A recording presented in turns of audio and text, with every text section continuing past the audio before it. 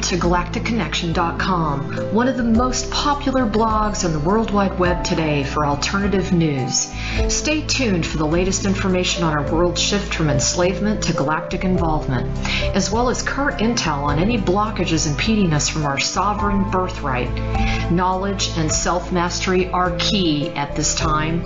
Our commitment is to present you with the latest breaking conspiratorial articles, off-world messages, exo-politics, cutting-edge technologies and sciences, and also an ever-significant intertwining of spiritual support and metaphysical scope that one needs to dive down the rabbit hole in search for truth with balance.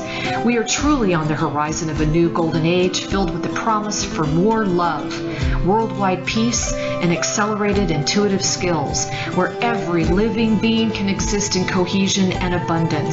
It is whatever we envision and dream this new world to be. I say to you now, let's redefine the new world to the beginnings of our own precious heaven on earth. Galactic Connection is here to provide the pulse of Mother Earth through an eclectic range of interviews each Tuesday afternoon from 3 to 4:55 p.m. Pacific Standard Time, Station 2 on BBS Radio, expanding your perspectives on how we can once and for all take back our freedoms, our joy, and our connection with our mighty I Am presence. Our intention remains true to connect hearts and minds everywhere in order to obtain global unity and galactic and universal acceptance. Our discussions will continue to cover anything to do with galactic society and our involvement with our galactic brothers and sisters. Our guests are experts in their fields, and our radio shows have been coined as some of the most thought-provoking out there. In addition to our daily blog, which runs 365 days a year, we also offer a realm of healing services such as our world-renowned implant removal processes, our spiritual past life clearings, our galactic violet ray alchemy from Alexandra, who shares in the lineage of Merlin, and other cutting-edge healing technologies. Check our site out at galacticconnection.com now, sending you a wave of light, love, and inspiration, and a personal hug and thank you for listening to our Galactic Connection radio show and visiting our blog today.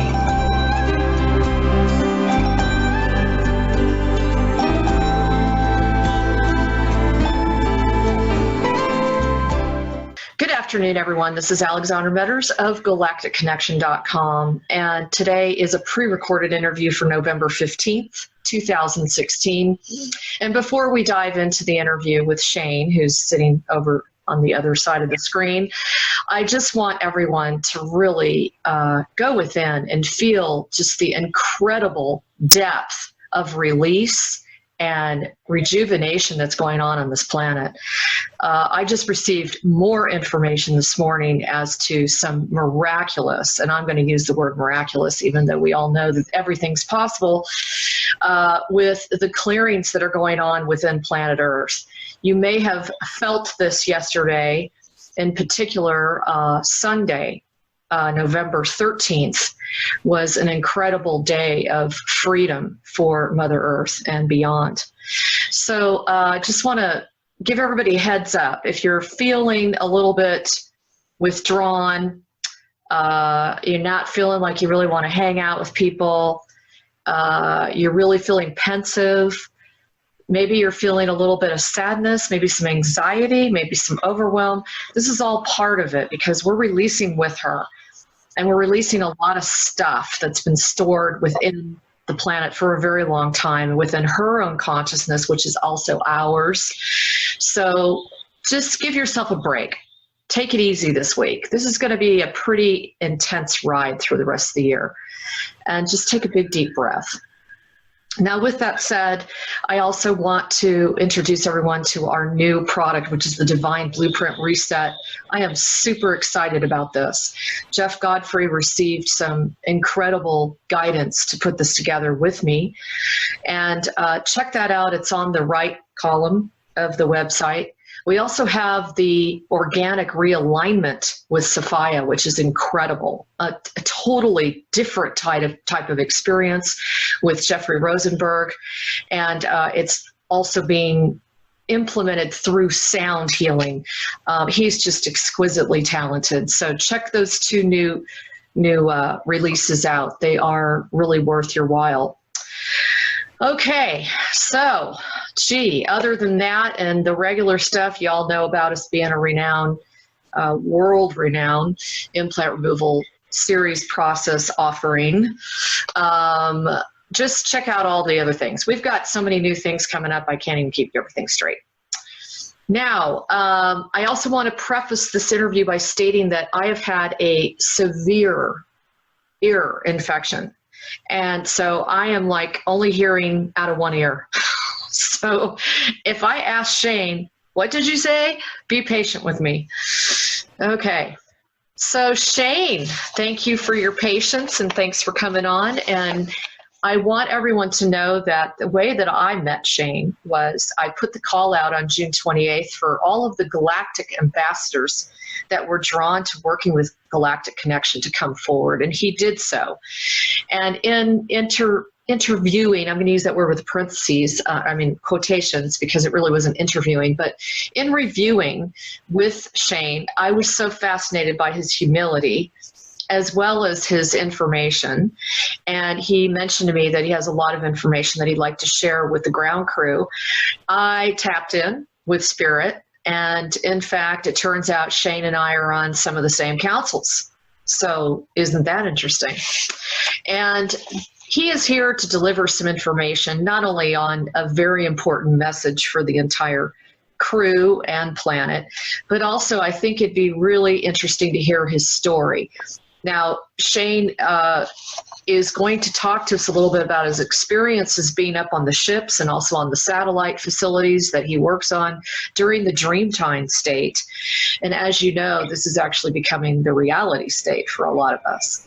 So, Shane, do me a favor and just start out by telling us a little bit about what is your background in spirituality and, time travel, astral travel. I mean, did you have a lot of experience in this area?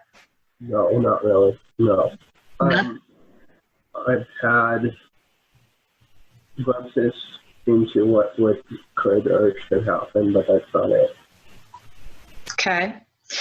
And so you mentioned with great esteem your grandfather. And you mentioned that he's been kind of training you for a long time. Now, when did all of these experiences start where you were actually starting to recall your Dreamtime travels? See, that's kind of tricky because they don't have no time up there, and it's kind of hard to track time down here since, it's the... Yeah, so you're not really sure? No. Not the month and the date, but they contacted me. I did not. I contacted them, but they contacted me. And so, well, I mean, when did you actually kind of start realizing that this was happening? The first time they brought me up to the ship. And when was that? Probably second month or the third month of the year. I'm not very sure what time it was. Wow, so you're really saying like you're totally out of space and time because this is starting to happen to you all the time. Right. That's amazing. Can you tell us a little bit about your grandfather? You mentioned his name is Samantha. You're not referring to Sananda, you're actually referring to Samantha? No. Sananda, which is Jesus, which is my blood relative, this is 55th grade descendant. I'm related to him. And the number 55 is very significant, is it not? And you mentioned that you're a diplomat. Right, I'm a diplomat / India up at the satellite. And you mentioned you're on many councils. Can you tell us a little bit about the councils that you participate in? I'm 3 councils right now. I might be on 4. There is the one led by the Senate, which is run by the whole satellite. Then there's the diplomatic corps, which is called the inner circle, which is basically the circle of light, or what they call the council of light. And then I am also part of what they call Lions Road Sled, which is also it's a thing to bring food and diplomatic services to the people of the galaxy. Wow. So tell me, when you're pulled up to the ship, who are you doing it on your own, or does somebody come and get you? Well, it's kind of complicated, really. More of the first time I went up there, I found my ship, but now they have a separate body for me up there. Whoa. Okay. I just remember this because they've been giving me knowledge enhancements up there. Okay, and don't you have to go through some sort of experience where you have to clean yourself off or go through some sort of energetic shower or something? Yeah, decontamination. That usually happens when we travel. Oh, so it's during the travel stage. Interesting. Right. Now, what we do is decontamination, and then we wait for a soft 5 count, and then a soft hard 5 count to go through. And then we go wherever we're supposed to go, and then after that, we come back, and then we get decontaminated health checks to make sure everything's okay. That's interesting. And why we do that is because of safety reasons. Because one did the 5-5, and they got flinched through the portal. They were coming through the portal on the other way, and they lost their arm. They lost their arm? Yes. Whoa. Now, how would that show up in the physical? Is it literally the loss of an arm, or is it the body materializes on the other side of the plane of the portal, or the gateway of the Stargate, as you like to call it. So basically, if they go through, their arm goes through too. It's just it materializes. It materializes before the body would, which is kind of awkward. Got it. Now, the individual that lost their arm, were they able to come back intact, or? Oh yeah. Okay. He's not really attached. But it can be really jolting, is what you're saying, and very damaging to the physical vessel if you don't do it properly. It can be, but we wear suits where it makes most of the journey. A normal human couldn't go through the process unless their DNA was registered to the Stargate itself. But the suits we use regulate most of the energy when we go through the Stargate. That is fascinating.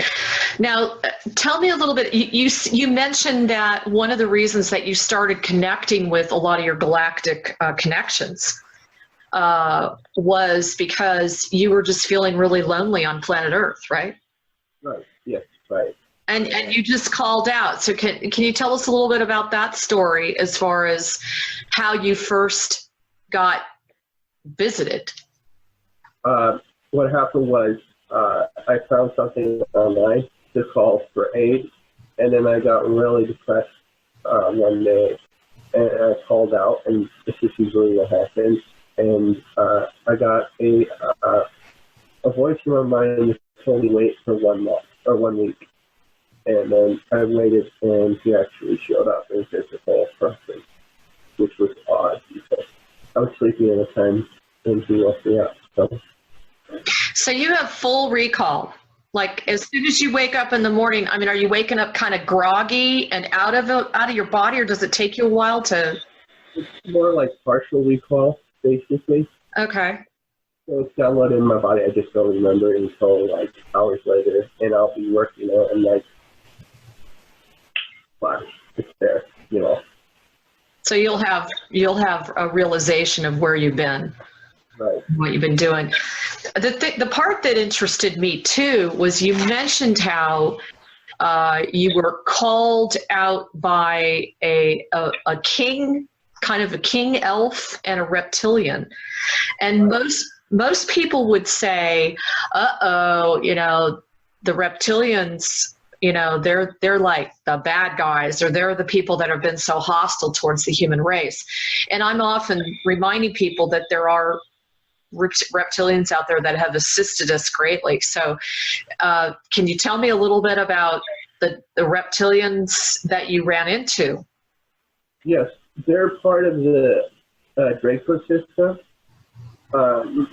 They come from a green planet. Basically, what happened was they were like us, but they're more of a worm-like race.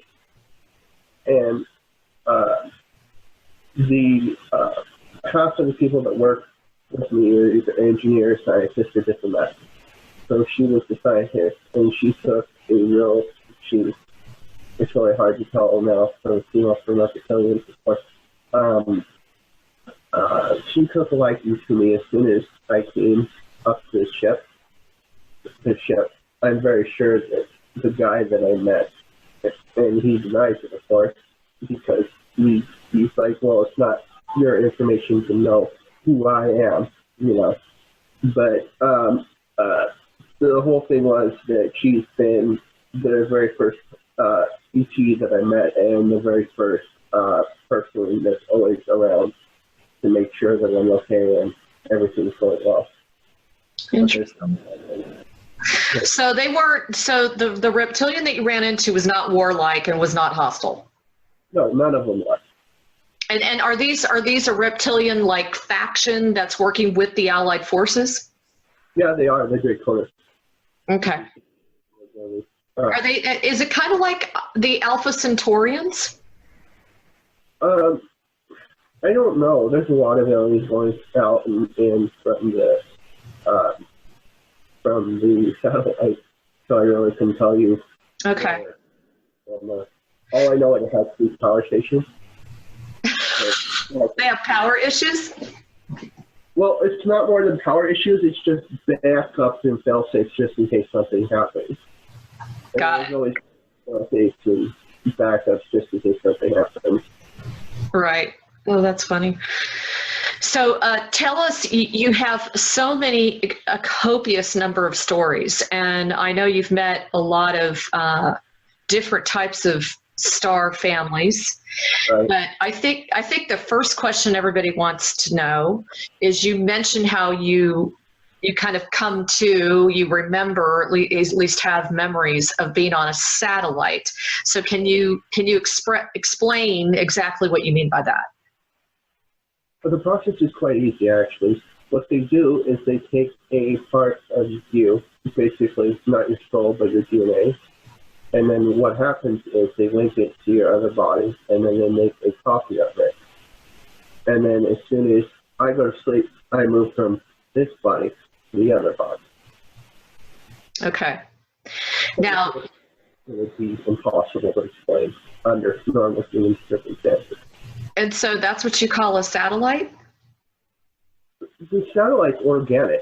It changes constantly. It's always moving, constantly changing. The first time I went up there, it looked like Death Star.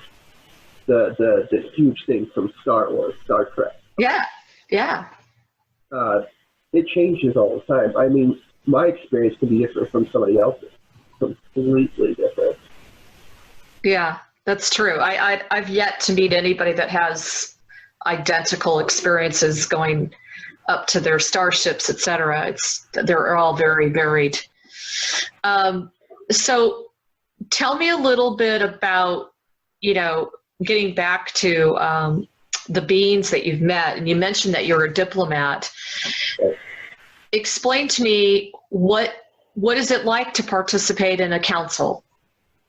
We all have equal footing, equal ground. Even the chairs are the same height, which is kind of impossible because some of the teachers that I met are even bigger than I have to be. They're 15 foot, even higher than my head. I mean, higher. I have to look up them in order to speak. Some of them are telepathic. Some of them speak English. Some of them show images of what's going on. And in the council, whoever needs service is also located in and rotates out. But there's always somebody overseeing the council. So there's me, there's a diplomat from Earth always.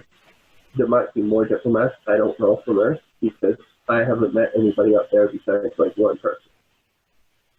There is the head elder council member, which they call their elder. Everybody calls her elder. She's kind of like a female version of Yoda, basically. And there's always an angel and a light master always over the council as well. Wow. Now, you said something, I thought you wrote that you don't see that many humans when you go to the council meetings. You just see a lot of galactic beings, right? There's not very many humans up there. Okay. And are most of the people that are attending the council, are they like, is it part of like a galactic, what we would call a military arm? Or is it just more of a peacekeeping operation? How would you describe it? Peacekeeping. I mean, we carry weapons just in case something goes on the other side of the gateway or the stargate. But we were told that we're here for diplomat mission only, and we were told not to. And this is where the divide between the newer ETs and the older ones have kind of a scuffle, is between non-human contact and human contact. That really makes a lot of sense. So when you say the old ETs versus the new, how would you distinguish between those two? The newer ones are half-breeds, and the older ones are thousands and thousands of years old. Okay. And you mentioned that you met with the insectoid races. Have you met with the praying mantis, the mantids? We have mantises, spiders, ants. The ant people? I've heard about the ant people too. I've heard they're really nice. They are. They're real loving. They are, but the whole thing is... Didn't you get, I mean, when you kind of came to and recognized where you'd been the night before, because apparently this is happening to you all the time now, weren't you like freaked out? Oh, no. They have, what it is there's no need to be scared up there because there isn't any. It's in the fifth dimension, so there is no fear. There's no hostility. It's more of basically, this is my point, and geez, but some of the other races are like, I want this done now, and I want it done as soon as possible. But there is no, I've never seen a fight out there ever. Well, especially if it's a peacekeeping operation, huh? Right. You know, it's a little different than some of the other councils that I hear all about, you know, where they can really get into, I'm not going to say they're fighting, you know, because there's no physicality, but they can really get into disagreements about where they think we should be going with the ascension process. But I would imagine at this point, we've moved in such a progressive, you know, move and directive. We're doing a lot better these days, you know. I'm really happy with this, and we are thinking okay. It's just they wish we didn't fight so much. Okay. Do me a favor though, speak up for me, because I'm serious, I'm only working on one ear. So, now tell me a little bit about the different types of races that you've interacted with, you know. So you told me about the reptilians and how they have some power issues, but what about, what about the mantids? You know, what's your experience been with them? Mantids are kind of, they're for inner peace and like inner love, but the whole thing is they tend to, if you're not, they're more merchant type, and there's more merchant type aliens than there are diplomats. Oh, you know, different, like, how can I explain? There's a different insectoids for different races, for different regions, for different parts of the planet, and each one's like different, like the United States. Like if I walked to China, you know, somebody would be different than in the United States. Okay. It's no different. We're no different, right? I mean, there's just like towns within cities, within, countries, within, yeah. Interesting. And what has been your favorite race?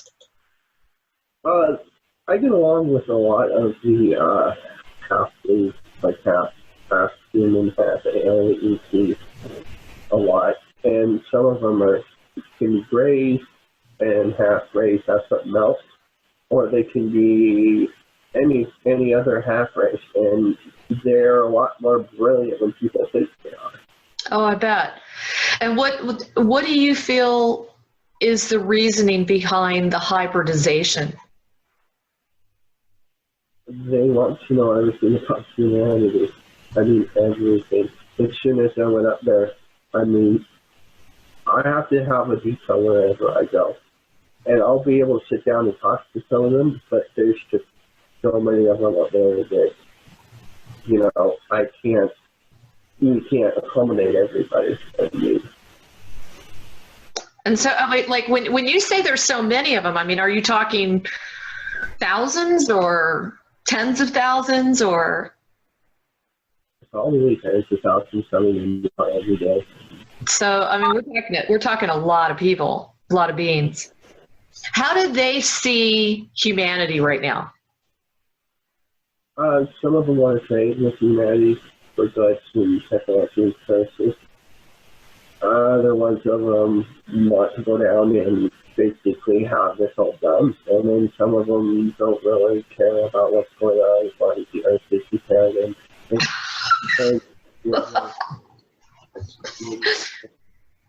Oh my God.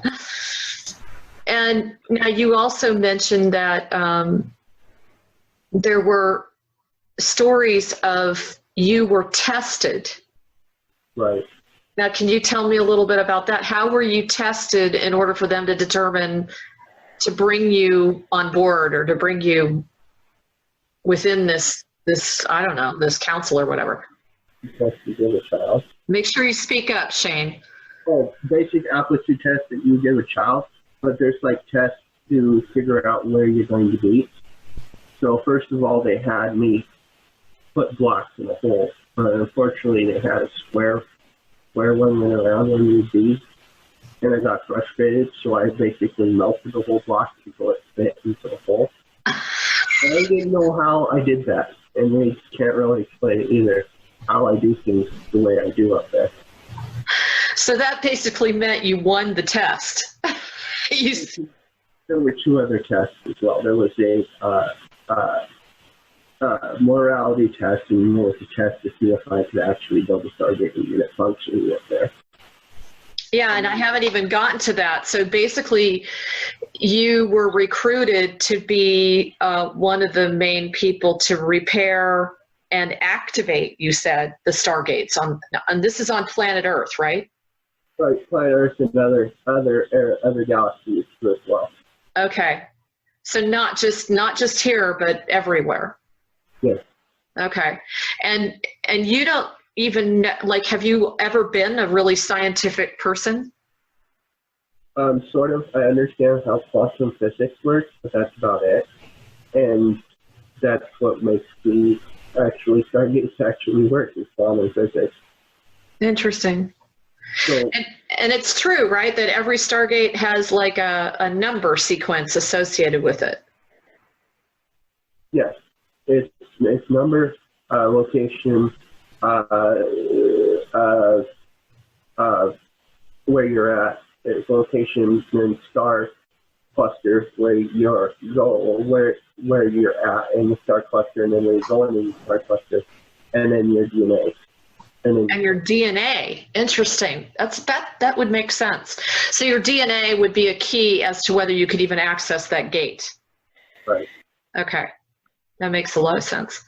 And now, there's supposedly a lot more Stargates on planet Earth than we know about, right? Right. And a lot of them are. Do you agree that a lot of them right now are just kind of dormant? There's several of them that are working, but if you were a normal person went up from you and know what to look for, yes, you knew what to look for. Well, and I've been told as well that that it's not the right time to deliver that information to the ground crew. Right, it's not time for. I mean, we use them all the time. Yeah. So it's just on Earth. But the whole problem is that as soon as we use them, we have to use a cloaking technology in order to, we just can't appear in the middle of New York and say, hey, I'm here. There's a whole bunch of ETs, because if you will panic, literally panic. So that's the whole thing Russians had the whole time was they wanted to come down to Earth and liberate the people. And people are like, no, they're going to panic. So you're kind of part of like the security team for the planet, right? In a way. I mean, because from what I also understand, the stargates, a lot of really benevolent ships hover around the stargates, but also some of the ones that are not necessarily, like the intruder races, are hanging out at those stargates also. Right. So I would imagine you have to have technology to be able to quarantine the intruder races so that they can't gain access into this space, right? What's really interesting is half the technology we get is from Earth. It's from inner Earth. That makes sense. Huh. So now, do you remember traveling to inner Earth? Oh, yes. So you've done that a lot? Twice. Twice. Okay, tell us a little bit about that. We used the Stargate located in the Galactic, which I don't know where it is. I just know it's off somewhere underwater. Under the water? Yeah, we took several ETs with us to the council, maybe in Earth, and I don't know where we went. I just knew it was somewhere in Hull Earth, in a meeting room somewhere, and we met the king and the princess, and that's about it. And then we talked for a while. We stayed a couple nights or days there, and then we went back to the satellite. Interesting. I don't know that when we go up there, so. And so when you go into the inner Earth, what does it look like to you? It's beautiful. I couldn't explain it to you even if I tried. It's crystals and lampposts and streets made of gold, and it's positivity everywhere. I mean, it's just beautiful, and there's enough room for everybody who lives out there. It's a huge market and a huge castle, and then there's another castle above that castle, and it's incredible. Wow. You just want to beam over there, So how do you see, did you interact with the Agarthan Council down there? I only ever interact with the royals, which would be his grandfather was named King, and he was named King. Basically, it's a family line, kind of like Steele or Smith or something like that.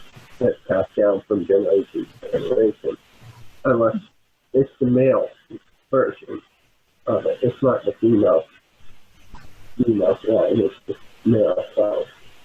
Interesting. Now, you also said that you've had travels to Camelot. Yes. Now, have you done that many times, or? Once with my grandfather, once with a dragon. With a dragon, wow. Now, a lot of people are feeling that Camelot is kind of like it's not of this world. It was never really of this dimensional level, and some have even alluded to the fact that it's part of the Lyra star system. It's Uranus, and it might be on Lyra too. There might be another Camelot on Lyra. I have no idea. But the whole thing is, when I went there, it was somewhere in England. And you can see it within the room because you can see passing by through the castle. Like it was not neither here nor there. Whoa. Wow. That's a whole new concept. Right. And you also said you hooked up with King Arthur. Right, King Arthur and Merlin. And so what was that like? King Arthur is different, I have to say that. And What do you mean by that? You're so nice about it. I have to say he's different, and that's about it. well, how do you explain a king? He's really regal when he wants to be, and sometimes he's a big kid, you know. And it's the same way. It's the same way with Merlin. He's really into technology. I mean, really into technology, airplanes and spaceships and whatever he wants, whatever he can read on, he'll read on about it. And he has models and it's just incredible. I mean, he has all sorts of stuff in his workshop. That's interesting. And you didn't run into Guinevere? No, in the court usually when the Light Masters meet, there's only few women that actually attend the meeting, and if they are, it's more of they're Light Masters and they're treated such as equal footing. No one's higher or lower than anybody else. Right. Thus the round table, you know. And now you said a dragon took you. So how'd you hook up with the dragon? Did it just show up to your house in your sleep state? I was working on something in the satellite in my room, and it just appeared at my window. You are so blessed to be able to have such detailed recall, really, because this is what all of us are craving for. You know, it's awesome. So you also mentioned a Senate. Right. Now, talk to us a little bit about the Senate. That sounds very Roman-like. Oh, the Senate is what it is each person gets their own time to speak, and you get a schedule. And if they get more time, they can buy more time with like favors or trades or whatever. And they view their opinions. And what's really interesting is it's not attached to anything. So if you want to talk to someone, you just push a button on your console and you go out in the middle of the room so everybody can see you. So is it like a big amphitheater? Basically round. Been there. Because that's ringing a bell with me. And Star Wars, actually it's modeled after Star Wars Senate. They're really into Star Wars and Star Trek. It's not even funny. So do you feel that by your experiences with this, has it become really clear that the beings that you're running into are also like aspects of us down here, or are they do they feel to be something completely different than who we communicate with down here? They're completely different. Okay. 11. They're more of we will do anything for you as long as it serves the greater good. It's all the great good up there. It's never, you're never wanted for anything and need anything up there. It's, you know, always wonderful of going up there every single time. That's so cool. And when you arrive on the ship, who greets you? It's more of, we all have our separate rooms or staterooms, or some of us live together. And when we wake up, we get ready for the day, and then we grab our clipboards and get going. So basically, Monday, I'll go down and work on engineering if they need me in engineering, or if they need a diplomat on the council, I'll be a diplomat. And then Tuesday, I will go to school there because they have school. And I learned in school how to basically, most of the teachers make fun of me at this because I interact with most of the children and I'm an older person. And they make fun of me because I don't even know how to project. I don't know how to teleport. I don't know how to move things with my mind. So basically they say that I'm a child, but I am also an adult as well. So. But when they make fun of you, it's in a loving way, right? Yeah, that's what I thought. So you're learning in the schooling, you're actually learning to get your gifts back, right? Learning telepathy, how to speak through the mind, how to move stuff. Also, it's more of an exchange for the younger people to understand where we all come from as well. Right. Yeah, there's definitely a lot of that going on. People are starting to remember sitting in classrooms where they're being taught what is the true history of this planet. And they have a library, huge library of anything you ever want to learn as well. That's crazy. That's awesome. So what happens on Wednesday? Do you have any other special days that you go places on the ship? Mostly it's more of work than anything else. And it's written by the overseer or the elder, and she decides what everybody does. Now, when you refer to the elder, Shane, are you talking about the elder of the whole ship, or are you talking about the elder of the council? Who, be more specific. Both. Both? Okay. As far as I was told about the history of the ship and the people that have been there, the sectoids have been there for longer. And then the reptilians showed up after the sectoids, but they told me that the only person, as soon as they got on the ship, or the satellite, as they like to call it, as soon as they got on the ship, the only person there was the elder. That's the only person that was on the ship. Wow.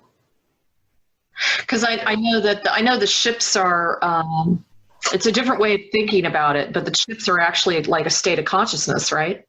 It's more of an inorganic thing that likes to change all the time on what you're thinking of. And it's the same way with any of the technology out there. That is so cool. So tell me about, what are you eating? Whatever we eat on Earth, we can eat there, as long as we know what it tastes like, smell like, look like, through the food processors they got up there. So it's like the food replicators we've heard about, right? But these are way more advanced. So I can imagine, is the room, is it a room with a bunch of tables and everybody's just eating their own thing? It's basically a full custody. Whatever they want, right? The whole problem I have with that is, and I haven't complained, talked about it before, is some of those just forget to reset the machine after they're done with it. You'll have a burger that tastes like octopus. Ugh. Ugh. That is hilarious. Okay, so everybody's eating their own type of food that's intrinsic to their own culture. Right. What a trip. So, okay, so have you sat down and eaten with the reptilians? Yeah, I've sat down and eaten with the reptilians. And what do they eat? They eat live stuff. I mean, live stuff. It's like the reptilians, the bestest thing I could tell you about the reptilians is they're kind of like the Klingon on Star Trek. Is they are basically protein and live animals and stuff like that, But it's not live anymore. It's more of created through the machine as the live thing. Oh my God! And then what about the praying mantis? What do they eat? I've never seen actually what they eat because they usually eat in their stalls, or they It's usually something like noodles or something like that, or some, something like that. It's Minerals? minerals or something like that. What a trip. I know the ants like lots of sugar. I mean, just tons of sugar. Sugar? Sugar. Like tons of it. If it has sugar in it, they go well over it. Wow. So the first time I went up there, when I was able to look around, because I was able to look around because it was a free meal, I was told to stop for a minute because they have a donut shop up there, or a bakery. Well, about every Monday and Friday, if you're up there, I suggest you not be by the donut shop at a certain time in a certain place, because you will be trampled. And there won't be a single sugar bun left in the whole bakery. That is hilarious. Okay. That is hilarious. So what about drinking? I mean, do you guys drink water up there? Is it just what you desire, or is it just what the body needs, or? Well, as an engineer and a Stargate person, they usually have us on some sort of mixture. I don't know what it is. It's like a combination between drink and like taste.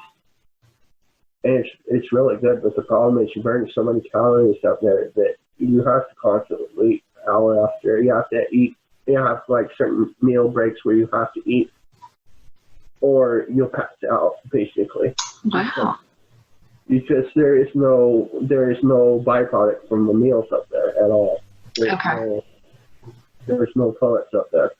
So you're just burning it off really fast. Right. Interesting. And you working on Stargates now, are you finding yourself, are you traveling on both sides of the gate? So is your body going through a lot in order to do that? You have to, in order to activate one side of the Stargate, you have to activate the other, because it takes two crystals in order to activate. The problem is the crystals have to be handled. They have to be frozen, and they have to be handled by two people with a metal box, because if it's not, you drop one of those things, it'll create a black hole. Whoa. Right? They're really unstable with quantum energy. Wow. So you have to be really careful in order to do that. Usually we don't like traveling through the Stargates if we don't have to. And the way we activate them is we activate the main portal in the Stargate, and then travel by ship. And what they have right now is a new quantum drive that I've actually, that they're working on right now, that supposedly I came up with.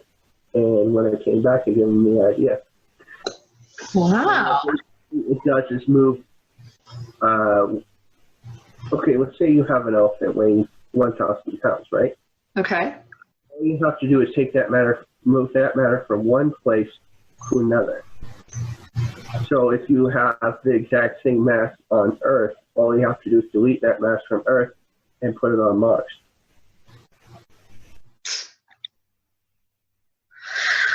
Well, I believe anything's possible. I mean, we're so limited in what we think is possible down here. It should be that easy, huh? And we tested a couple of days ago. The only problem is that we're having trouble with the ships materializing. I mean, the ships will be there. It's just they have trouble being ships.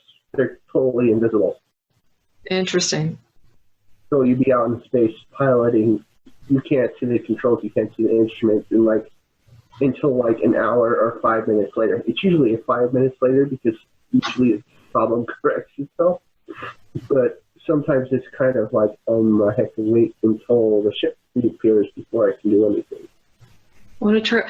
And you must actually really look forward to going to sleep every night. Oh, sometimes. Yeah, most of the time I do. I was going to say. So, okay, get back to the Stargates. So when you're working on the Stargates, you're primarily working with crystals? Yes, crystals Okay. and minerals. And I know that just from my own experience, it's very important to work with their configuration, like sacred geometry and their frequency and things like that. Is that primarily what you're doing? Right. Okay. What happens is I put the quantum energy in the crystals, and then another person with better ears than I have, mostly a insectoid or somebody that has better hearing, usually adjust the frequency of the crystal. Makes sense. And then immediately after the frequency is set, it is frozen. Got it. It's stable after that unless it's frozen. And then it's immediately put into another stargate. Huh. So how many stargates do you think you've already worked on so far? 100. 100? Oh my God. Okay, so now, isn't it true that if there's a stargate here that resides on Earth, that it's going to have automatic doorways to specific locations other places on the planet? In the memory of the stargate, yes, if it's been used before. But okay. If you want to go from a stargate located on Sirius B to Earth, you could. Just more time to materialize. Interesting. And I've been told that there are a lot of stargates here, but they've been deactivated until a certain time, and we have to have a certain level of consciousness to be able to access them. Is that correct? Yeah, there's one in Egypt, there's one in Atlantis, there's probably one in Tibet somewhere. There's probably one in Iraq that I've heard of. And I heard that somebody tried to activate it and it didn't work because they didn't have the technology to activate it. Well, they also don't have the right intention. Right. You know, because there's a lot of dark factions trying to take over that, and they've been trying to take over it for a long time. You know, the whole thing is with the dark factions as well is if you have the intention of doing harm, and it's just like a tool, any other tool, things tend to come out of the stargates that you don't want to come out as well. So you have to be really careful on how you use them as well. You have to have good intentions in order to use them for good means. If not, it tends to get a little hairy. Yeah. So you have to have really precise, clear, almost like no thought, just totally from your heart if you're working on the gates. Right. It makes a lot of sense too. And now, how large is the crew of people that are working on the stargates? I'd say up to 50 people. 50 people? Oh my God. What a trip. Okay.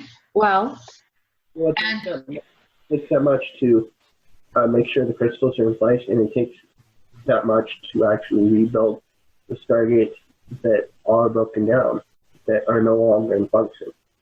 Now, when you say they're broken down, how does that happen? Does it get blown up by technology, or, you know, how does the Stargate get broken down? Some of it is the locational energy will be diverted somewhere else. Sometimes it'll be somebody doesn't want somebody to come through and they'll blow it up with quantum energy, and then you have a flux. And sometimes it's just so old and so forgotten technology that people just don't know how to repair them, and they just fall apart over time. Wow. And I mean, when you're talking stargates, do you feel like God, what's the name of that show? SG-1? But it's not like SG-1 at all. The whole thing is it doesn't click into place. It more like spins in a large circular motion. Okay. So it's not the way, it's not like, it's like this, almost looks like a water energy wall. It is water when it comes out. It's more of quantum energy, which takes the form of water. But the whole thing is it spins instead of just staying in place. Okay. And is it true that when they have to dial in the gate, they have to not only line up location, but they have a whole bunch of language of light symbols and things like this? Right. And it can be used either by a huge keyboard, or it can be used by a crystal controller that's strapped to your wrist. Interesting. Wow. Well, I would imagine that we must be in a better place for they to ask you to come out and talk about this openly, right? Right. For it to be safe enough for you to talk about it now. Yeah, it's as long as they don't divulge how to build them, they're perfectly fine with it. Okay. And do you have to have your mind wiped when you're walking on the planet, or? They tried that, but it doesn't work with me for some reason. Okay, so that's why you made the test. Well, it was the test, and it was another reason why as well. They can't access your information. That's cool. Right. I was wondering about that. So, okay, so tell me a little bit about your sleeping quarters. It was a small broom closet, but now it's a huge stateroom above the control room, and then it's the Senate, and then the living quarters are above that, down below that, and then below that is the marketplace / garden / library / living or gardens and places where you learn, and then below that is the ship bay, and below that are the engines and the engineering bay. And they're all run by clear tubes that go all the way up and down the whole entire ship. What a trip. And then, okay, so basically it's like levels, right? Floors? Right. Okay. Now, what is the ship itself shaped like? Is it orb-like shaped, or is it actually shaped kind of like a V, or? Round ball. Round ball. And it just kind of moves. It moves on its own intent. On its own intent. Now, the own intent doesn't have anything to do with all the beings that are inside the ship. One time it moves wherever you want it to move. Okay, wait. So if you want it to move somewhere, but somebody else wants it to move somewhere else, are you both going to have completely different experiences? It could be. If you're another human on the ship, yes. And you mentioned that you used to be in a broom closet and you got moved to a larger room. Is that because you kind of like earned your stripes, so to speak? No, it's more of there were more engineers more people that wanted to be in the engineer corps, and they were running out of room to put them. So they needed the ship expanded, and their staterooms now. Very cool. So let's talk about health. Okay, so do people get run down or get out of alignment, or what happens up there where you would actually not feel well? There's several things like illnesses and face spores and all sorts of other things, but it's basically taken care of in the medical bay, which is like right underneath the living quarters. Right underneath the living quarters. And are there healing chambers? Yes. Okay. And how do those healing chambers work? Basically, they use light and crystal to heal you. Okay. So we have a similar technology here on planet Earth. Is it pretty much one and the same? Yeah, but it heals everything, though. It cleans your body and your blood and your everything. So if you lost a limb, it could recreate the limb? As long as you have DNA to recreate it, yes. Oh, that's so cool. Now, you brought up something I was going to bring up, which is the Space Wars. And there's an awful lot of information out on the internet that there's still a lot of intense war going on. Who do you feel that is primarily between? Basically, the light forces and what's left of the dark, basically. Okay. And who do you determine is the dark? Like, who do you feel is the dark, or that you've learned up there is the dark? Basically beings that have no service to self, basically. Okay.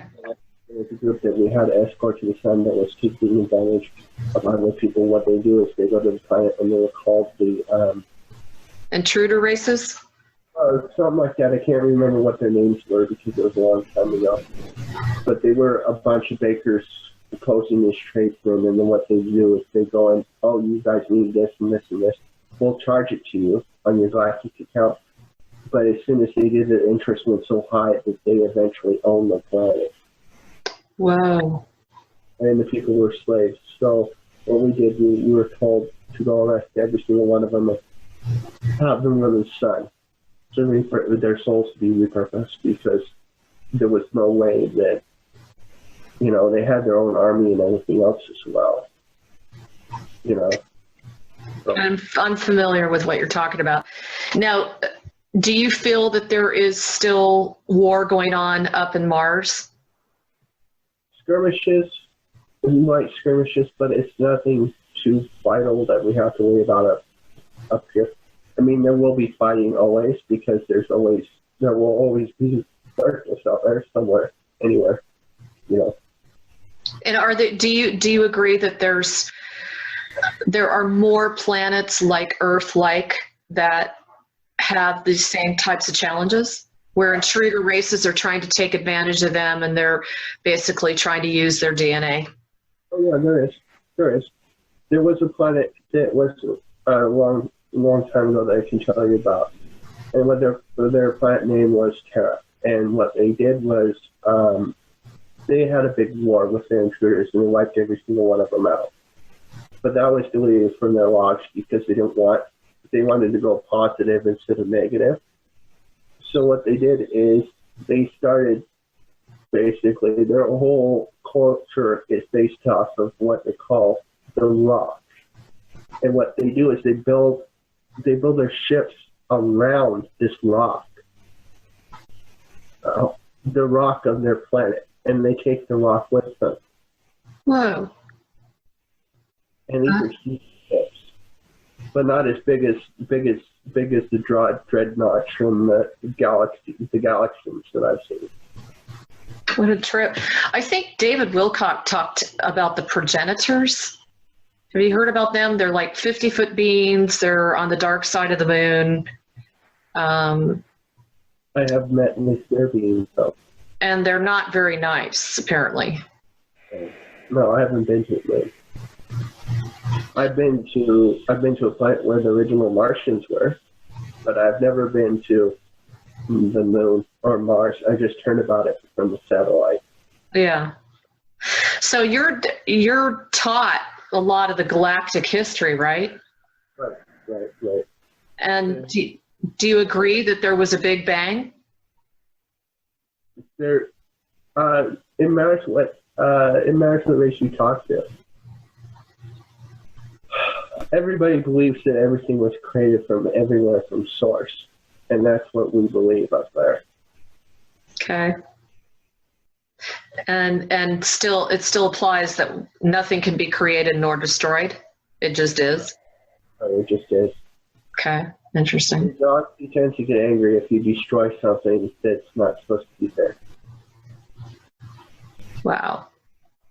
And so the ship itself that you're on, it's comprised, you mentioned it's comprised of a lot of different kinds of, I'm going to say, dimensional beings, right? Like all different kinds of dimensions. So are you able to know that when you meet them, where they're from, what dimension they are in? Is it like something you can see? No, not really. Okay. More of where I'm at right now is the fifth dimension. And the way I can tell it is mostly all of them are higher sentient beings. There might be lower ones that we come across every day, but the lower ones are even more sentient than we are. That's right. Right now.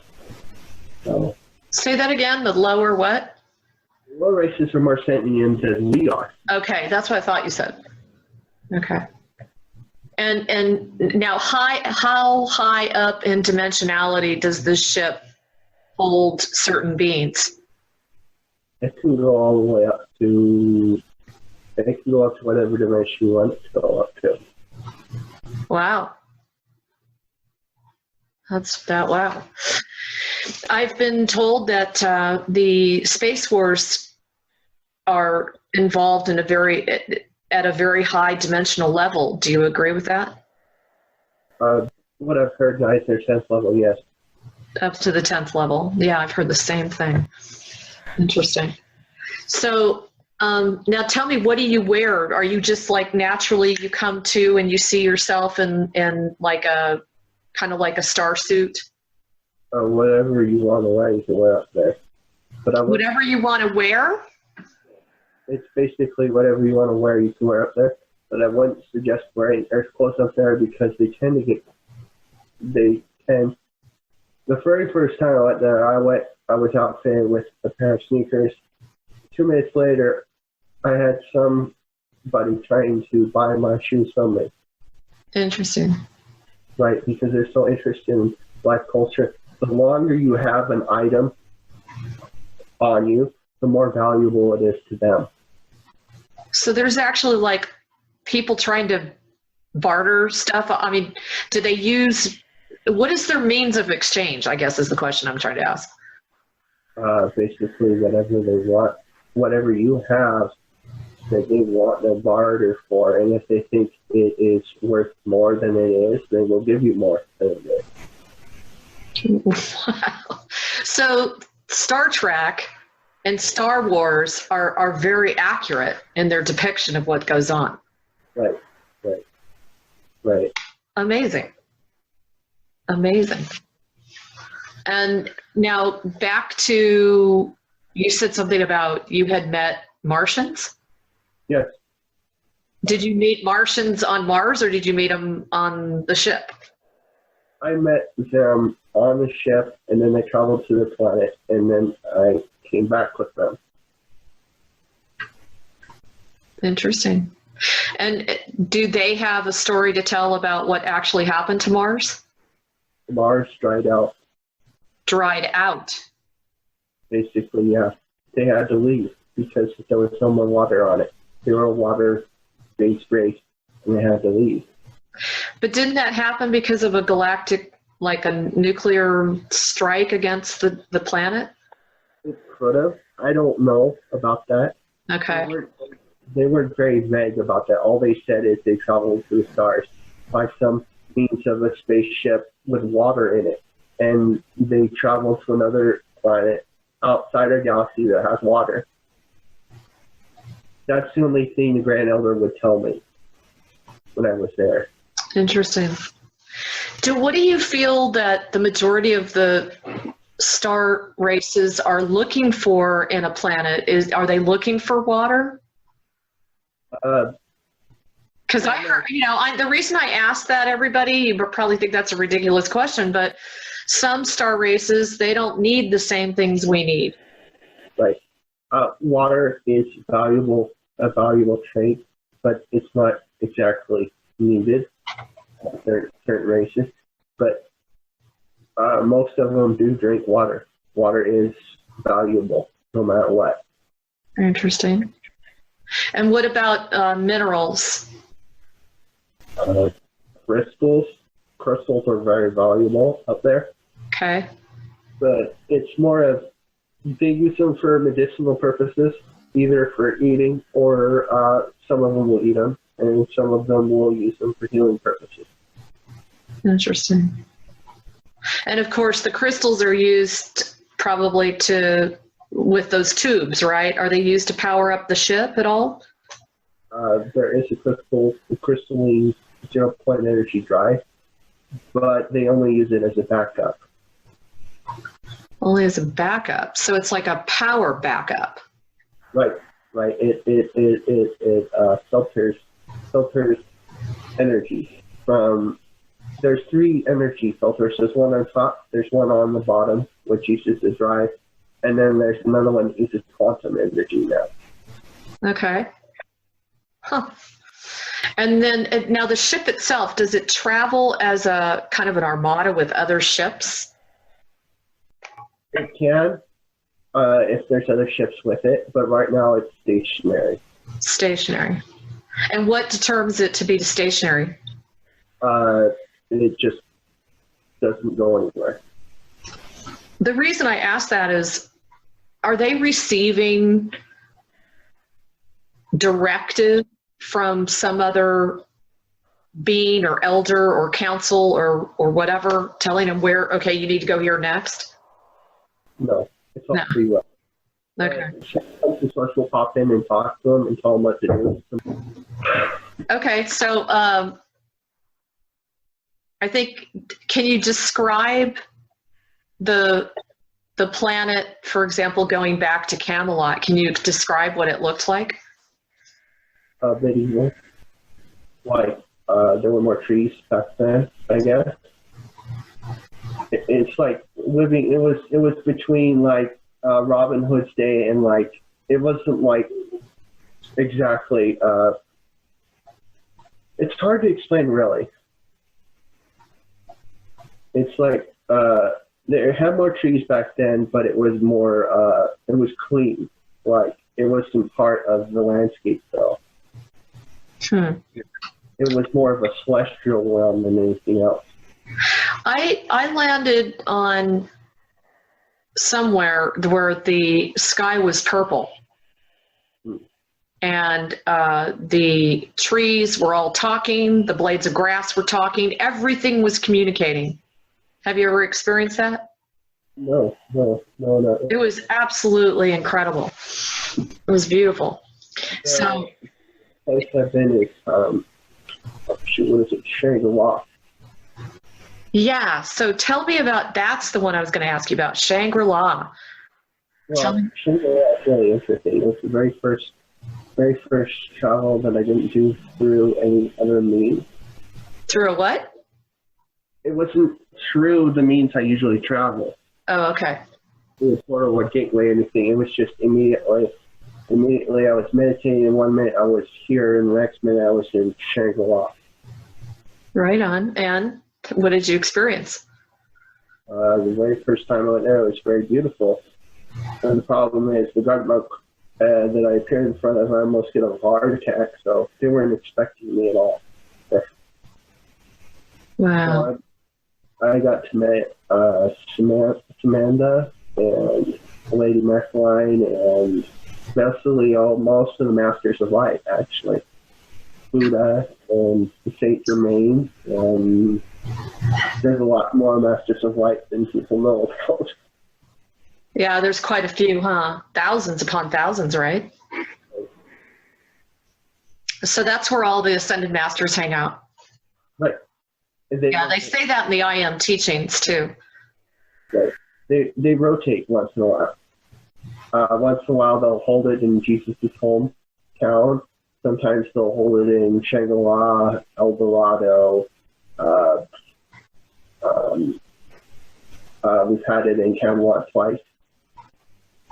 So cool. That's just so cool. So now you have felt super compelled to share a message with the world that you got from working on the ships and with the Stargates. Can you share with us what that message is? The basic message is they want us to basically follow the golden rule and the codex, if you know what that is. Basically, love your neighbor as you would love yourself. Be in service to the light and be in one with the whole thing. Is be in one with what your intent is doing. Be service to self instead of service to others. Right on. That's a good message. And so all these different beings, how many beings are you kind of interacting with up on the ship, by the way? Thousands of different beings. That is amazing. So of all these different beings, they're all getting along. Right. That's just, come on, man. That's exactly what we all want. And so what you're saying is that every single one of those races, they all have one thing in common, which is service to others. Right. The whole thing is sometimes the ship's not built for certain races. So you'll be on an elevator, and this is like the second time I went up there. You'll be on I was going out to the engineering bay to go to lunch, right? And you stop in between living quarters, and this huge, I don't know what to explain it. It was like this green thing got into the elevator with us, and we're like, no, it's full. We can't have any more. And it freaking squashed itself in there. And as soon as we got off the elevator, it just covered with green goo all over the place because it just leaves it all over. What a trip. Right? And there's beings that, the interesting ones that I met are the angels and the energy beings. And the really interesting one that I met, which was really interesting, well, two of them is the Galactians, which I met a couple of days ago. And then there's the jellyfish people. And what they do is they can't communicate. They can communicate with each other telepathically, but they have to have a surrogate in order to communicate with anybody else outside their body, because they don't have like ways of communicating, other ways of communicating that way. So you said that there's a surrogate. Is that kind of like, you probably have a lot of translators on the ship? Right. It's sometimes the translators don't work exactly. So most of them like to speak English or speak through their mind through telepathy. Because the problem I found out was the translators don't translate 100% perfectly, because it was the sectoids and the reptilians. Did you say something bad to a reptilian, they'll remember it forever. And then sectoids voice palette is so complex that they have over 1,050 words for food. Wow. For Thoth or Zeus? What do you mean? Oh, the ant people, the insectoids, the ant people, insectoids. They have over 100 or 1,050 words for food. Food. Oh, food. Okay. I thought you said Thoth or Zeus. That's amazing. Right. So the translators are not like the perfect fix, but it's close. It's close to what they've got so far. And if you want to learn another language like reptilian or insectoid, which I give you good luck to trying to learn insectoid because it's literally impossible.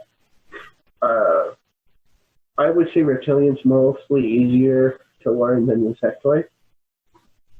And the problem with reptilian is you have to speak clearly and slowly and precisely, because if not, you say something that would likely offend them, and they're easily offended.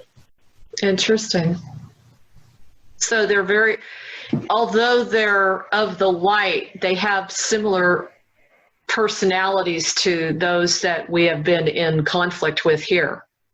Right.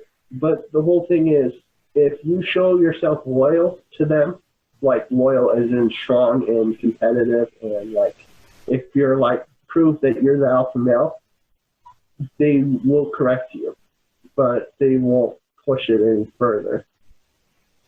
So you have to make sure that they know.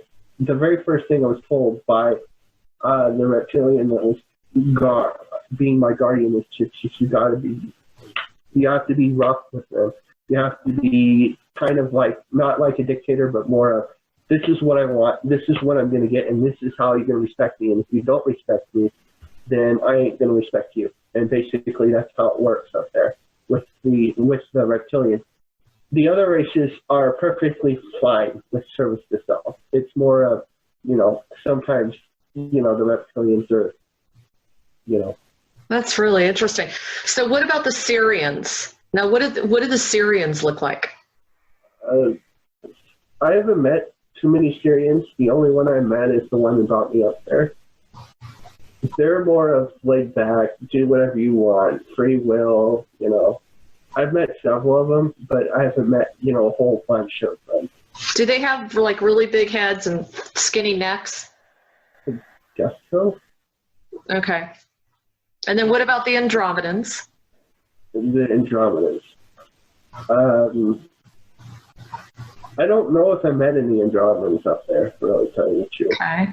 What about the Lyrans? What about the Lyrans? Lyrans are the cat people, right? Yeah, lions and cats. They're really, really knowledgeable. I've met several cat type people up there. I love the lion beings. Right, and there's different ones. There's lions and there's jaguars and tigers, and I even met a bear person went up there once. That's so cool. And what about the vegans? Same? Oh, I've never met those. Never met a vegan? Okay, how about the Arcturians? Arcturians, there's a lot of them up there. I mean, you bump into them once in a while. They're very kind. And aren't they very scientific? Yes, very scientific. I would say them and the Zaytans are very scientific when it comes to one will be more of seek of knowledge, and the other one will go, I want to take part in this because I want to know how it works. And then how would you describe an Arcturian? They're all right. Like, how do they look? I don't know. I mean, I'm busy just repairing stuff, so I don't poke my head out. Oh my God, you're so funny. And have you ever seen a Talsetian? I don't think so. Where are they from exactly? Talseti. Tauceti. I don't think so. And then the Procyon. No? Yeah. I don't know. I mean, I've met a lot of beings in my time, and the whole thing is we don't label each other as like different races or stuff like that. It's more of us together. And I keep on saying us. It's more of animals than anything else. Well, you're right. It's just we're so curious. We want to understand, you know. Now, how does the central sun fit into this? The central sun fits into it. The central sun is like the whole thing where every universe revolves around. And eventually our planet will be where the central sun is supposed to be. So Mother Earth will probably burst into a big star, essentially, right? What I'm told is we're traveling to the central sun. Okay. Most galaxies are traveling to the central sun. Interesting. Some of them are over there, and some of them aren't. So the ship that you work on, it travels through a lot of different sectors, right? Right. A lot of sectors. And I've heard there's quadrillions of sectors. Right. So basically, what's really interesting about that is the evolution would split at a certain part in a certain time. Like you'd have people that evolved from cats, or evolved from apes, or evolved from lizards, or evolved from other beings entirely. And they're scattered all over the galaxy, throughout our galaxy and all sorts of other galaxies as well. Yeah, I remember Sheldon Neidl said to me one day, if you can envision an insect or an animal, there is a race. Exactly. So I was like, wow, that's cool. That's really cool. So now you talked about the gardens and the libraries. Can you talk to us a little bit about that? The garden is basically built for anyone who wants to go and use the garden. And it has all sorts of different fruits and vegetables from Earth.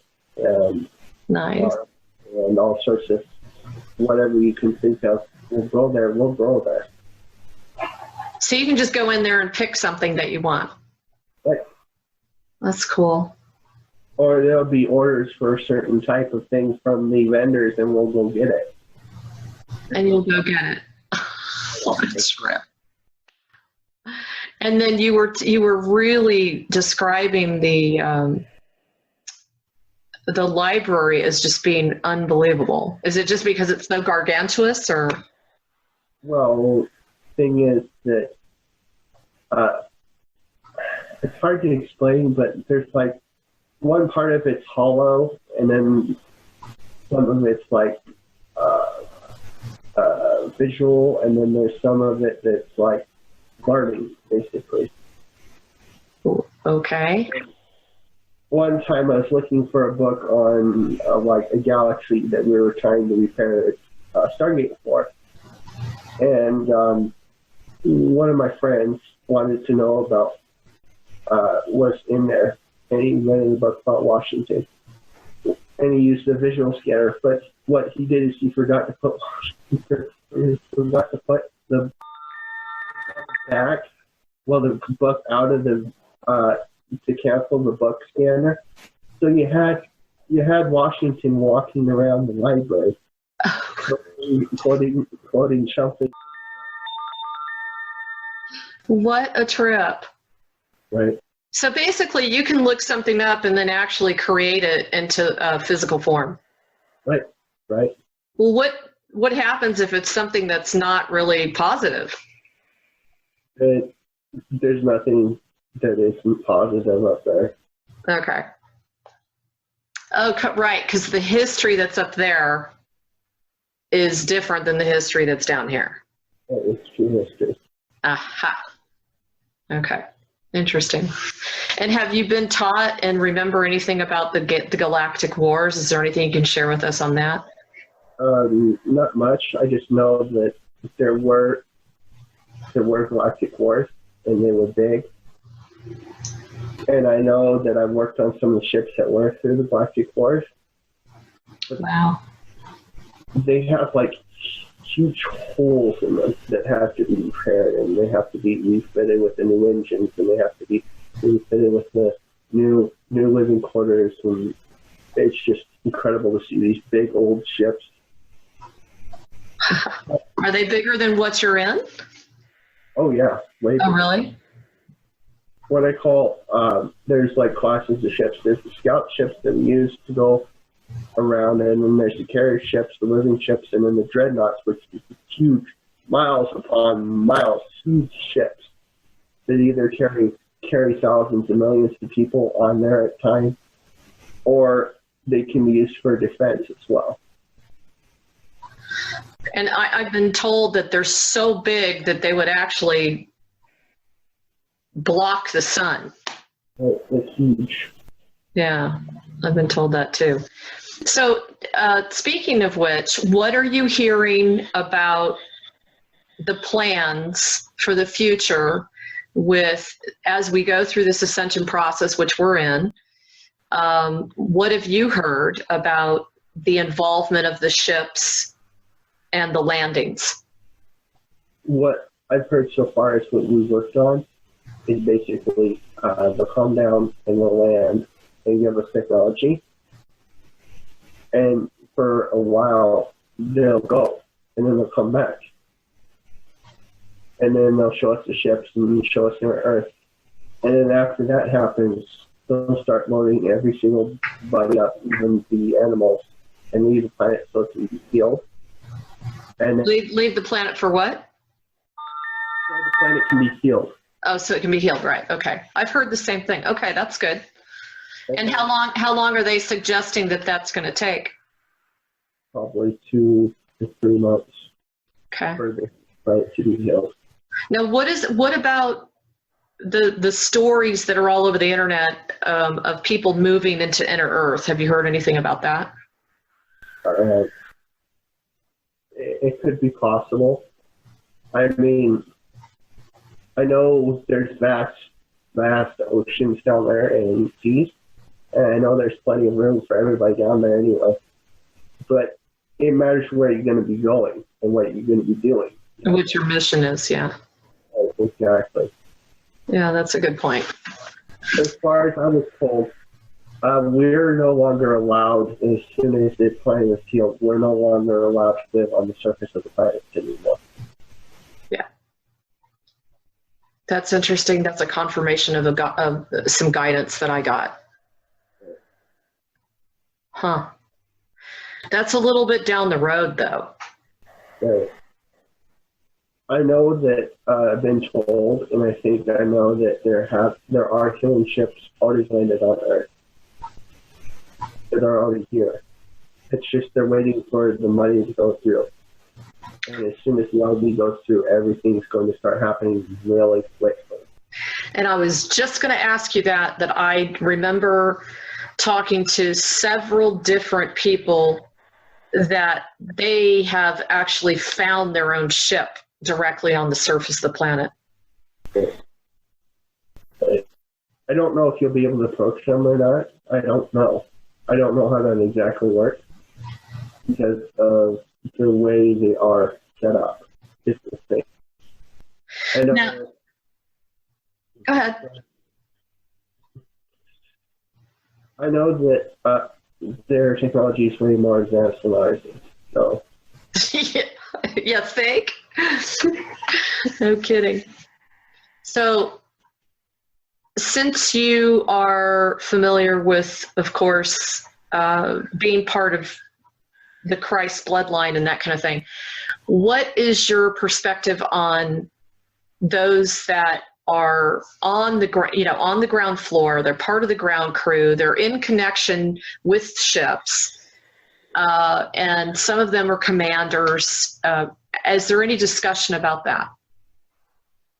They know that there are people down working on Earth that to improve Earth, and they're very happy on that. But we have little contact with the people on Earth. The only people that we've actually contacted was the Russians and maybe I've seen General Dunford up there once, and that's it. Okay. Interesting. And is it of your opinion that Russia is now really leading the move for the planet to go into the light? Russia has always been with the years. Interesting. And the reason why I know that is because they showed me, and my grandfather showed me, they had tons and tons and tons of files in like bunkers of files on everybody that has ever done anything bad to the Earth, ever. Wow. Wow. Well, I just know Putin is a walk-in. He is amazing. Okay. So, is there any discussion about our election or anything like that, or do they just not really care? We don't care. Yeah. I mean, it's someone that is elected from the other side, they don't really care.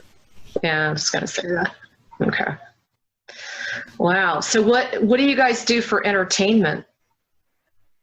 They watch movies up there, mostly Star Trek or Star Wars. That just cracks me up. That just totally cracks me up. Okay, they watch Star Wars and Star Trek.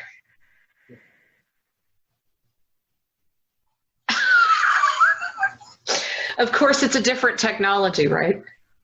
Right. It's like it's visual and like interactive. Interactive. It's more of like a play than anything else. Wow, that's so cool. That would be so fun. And they have like theater plays up there and everything else as well. They have this mantis, and they call him Manny the Mantis because he's over dramatic, and he does plays up there. And we did this before all this stuff happened. They were practicing for the event, and they were practicing the event itself up on the satellite. they had a room, a holographic room set up for it. And I was the only human in that whole production of the event, and they were getting ready for it, you know, practicing for it. And we had to do several takes. You didn't like that, huh? Well, the whole thing was the first time it was like the ships came down and the guy was acting, Manny was acting like human. He's like, oh, the ships are coming down. But try to act like a normal human. And I have a friend, you know, an aunt friend, and he hangs around with me a lot, and he's sort of kind of a half-breed, sort of. Hybrid? And, huh? Like a hybrid? When you say half-breed, do you mean hybrid? Hybrid, sorry. Hybrid. And when we were done, we were cleaning up, and they counted everybody, and they're like, oh, one person's missing. Well, unfortunately, he's taller than I am, and they put him in, like, one of those little, you know, little cars, and he got stuck in it, and he couldn't get out. Basically, what they had to do is cut the roof off and get him out of the... But the guy's a sweetheart. He really is up there. I mean, he's the sweetest ant you could ever meet up there. I mean, most of the insectoids are very sweet once you get to know. Most. The insectoid people are really sweet. That's great. And so when you're getting up out of your quarters to go to work every day, is there music playing, or is everything telepathic? Sometimes there's live music, and sometimes it's just a recording, or it could be music from the 1950s, it could be music from the 1970s. It matters what they want to listen to, really. That's cool. And what's the normal kind of music that's played? Earth music, basically. Really? Wow. I'm surprised.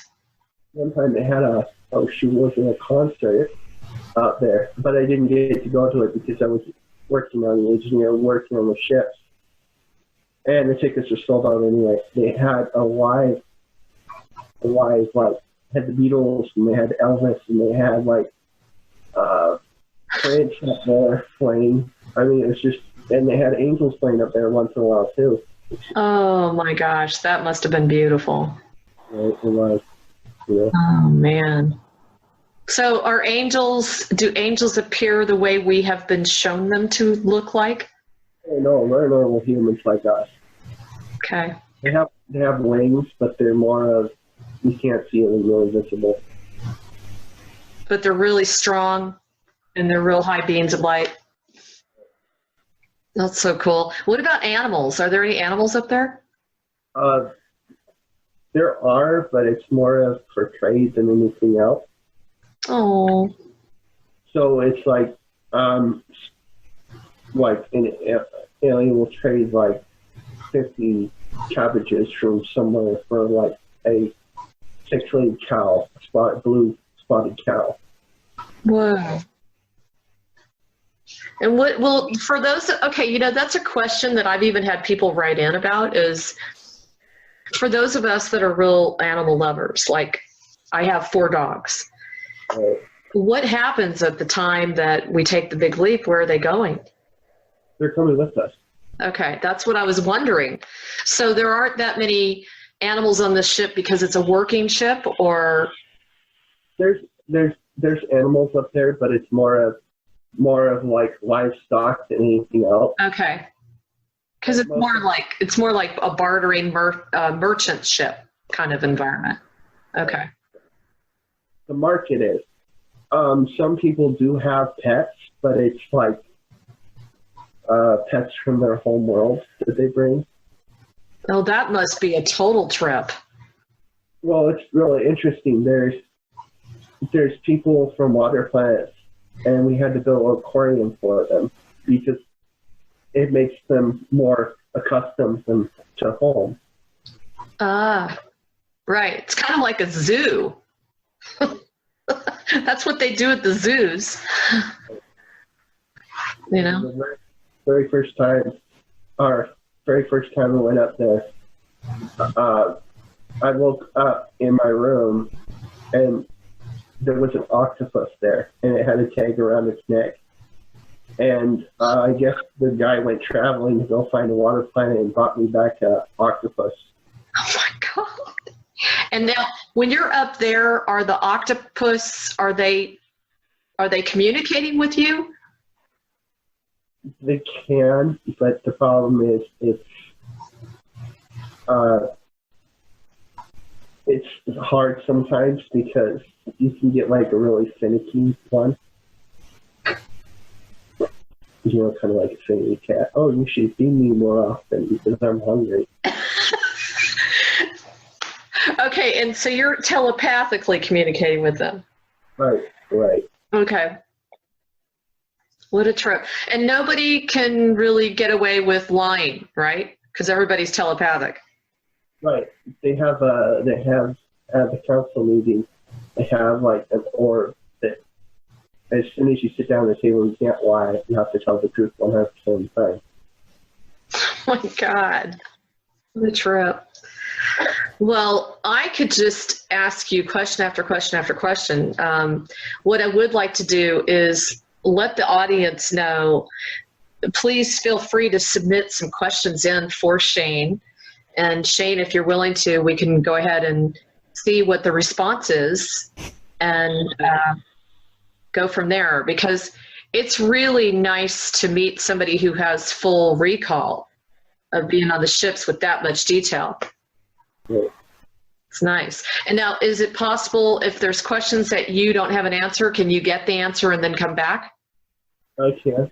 Okay. The whole thing is they know more about what's going on Earth than I do. Yeah. They go up there once a week. They want to get my memories on what's going down on Earth. Right. They know so they want to know what's going on. Politically, they don't care what's going on, but day-to-day like things that we do, they're very interested in. And then well, go ahead. In the marketplace, they like mostly the Zadans, but other creatures as well. They like to buy Earth things because there's presents. But some of the requests can be like useless because it was like a Zadan who likes to take apart stuff. He's like, I remember a 1970s Chevrolet, one of the classic, roadster cars, and the other's like, no, you're not gonna get that.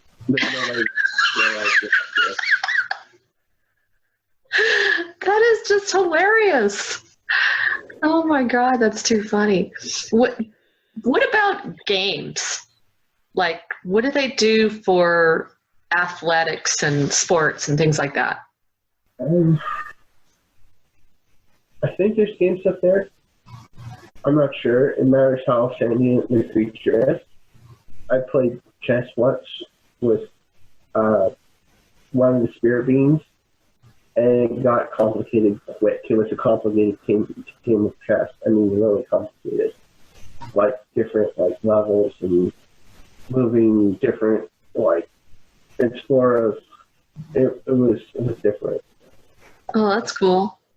You did mention in your little blurb that you sent over to me that you have run into the blue avians. Oh, no, the spear beings. There's different. Okay. The spear beings that I ran into were 15 feet tall. Whoa. Yeah, they're kind of like cloners, sort of, off of Star Wars. They look exactly like the cloners off of Star Wars. And one of them's a scientist, and the other one's sort of like she's a biologist, sort of. Huh. Interesting. And the reason why I found them is because something went wrong with my DNA, and at the satellite they couldn't detect it, but the spirit beings could. So they took me on their ship and they fixed my DNA for me. Right on. So basically, there's just really not a whole lot you guys can't do. Right. Well, the whole thing was that she didn't like to see living things suffer. Well, and what she calls her mate said, we should just leave him there and let the people at Satellite figure it out. And she says, there's no time. He needs his DNA fixed now. So it's like, all right, go ahead, bring him to the ship. So the ship of the Spirit Beings is 2 times bigger than the satellite that I've been in. Wow. So, And so I would imagine they have a lot of different beings coming from a lot of different sectors that need help with their DNA, right? right. Yeah. There's a lot of medical going through there too. And a lot of, the doctor that I only see one doctor that rotates, the other 2 rotate out. I've never seen the other 2. But she's more of she's not reptilian, but I can't explain exactly what she is exactly. But she has bumpy orange skin and big eyes, and she uses glasses to make them even bigger. She's more of a healthcare person, and she does some inventions as well. And she says, well, since you're up here, I'm going to test them on you. Oh my God. Right. You're like, okay, what am I getting myself into? Exactly. So most of them are for, health reasons, Like they have this metal disc that you put on your mouth, it cleans your whole entire mouth with a foam. And she's perfected it where you don't have to clean your teeth ever again. You don't even have to brush your teeth. You just go to see her once a week or once a month. You put the thing in your teeth are perfectly clean. Oh my gosh. Now that's up there. That doesn't apply down here, correct? Doesn't apply down here. Really? Yeah. So you never have to brush your teeth again? Well, what the whole thing is about that is when I went to the dentist, the lady's like, your back of your teeth are really clean. And I don't brush very often. So I'm thinking that the two dimensions are starting to merge. Right. I totally agree with that. Totally agree with that. So do you feel like they're getting ready for that merging? Yeah. Okay. They're teaching me how to get ready for it. That's why they have me in school, to train my mind, so when it comes to the time when we go into the 5th dimension, I won't be totally not knowing what I'm doing. I agree. I'm going through similar things, and there's no accident why they put the 2 of us together, considering we're both diplomats. So definitely, yeah. Huh? Considering you're a daughter of Merlin, and I am an apprentice of Merlin. Yeah. Which is really weird. He's like, well, the first time I got there, he didn't want me, King Arthur, to meet one reason or another. He's like, King Arthur doesn't need to know that you're here right now. Because some reason or another, my bloodline is basically related to Arthur. Like our cousin is Lancelot, I guess, or something like that. Mm-hmm. Which is weird. My mom or one of the person traced it back, so. That's great. Well, you've been thoroughly fascinating, and I appreciate you contacting me. And everybody out there, folks, I think you've been noticing I'm starting to interview people that do not already have like a following or a real high profile. And the reason for this is there's a lot of information out there that is coming to the surface through so many of us that really need to be heard and acknowledged with the information we're carrying forth. And I just want to thank Shane because the one thing I really resonated with him was his humility is just awesome. He's not in his ego at all. And if you guys haven't noticed the auric field around his video, it's been fascinating me the whole time. Anyway, Shane, I really appreciate you stepping up because I know this is not super comfortable for you, but you know, we all appreciate your information, and it gets us to be even that much more excited about where we're going. And we're not that far away, you know? So now if anybody wants to reach you, they'll reach you on Facebook, right? Right, but make sure they personal message me before they do. Make sure they what? Personally message me. Oh, okay. So you guys all heard that. So make sure you personal message him on Facebook, and then he will respond. Other than that, though, go ahead and send the questions into Galactic Connection. You can send that to admin@galacticconnection.com, and we will compile a bunch of questions for the next time that Shane and I hook up, and we'll try to share the answers to that, because it's just so much easier, Shane, for both of us. Rather than piecemealing it. And for all of you, everybody's going to want to know the answers anyway. Right. So anyway, I want to thank everyone.